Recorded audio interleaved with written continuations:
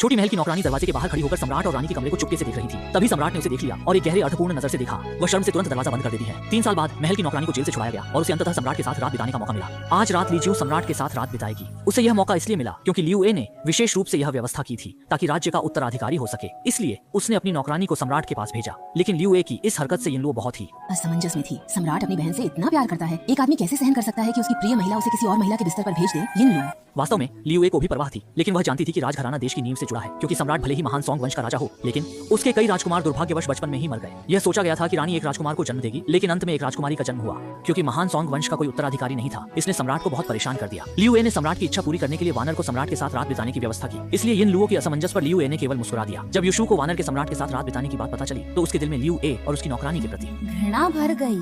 लेकिन लियू ए ने कभी नहीं सोचा था कि वानर की पहली रात सम्राट के साथ बिताने से सम्राट बेहोश हो जाएगा।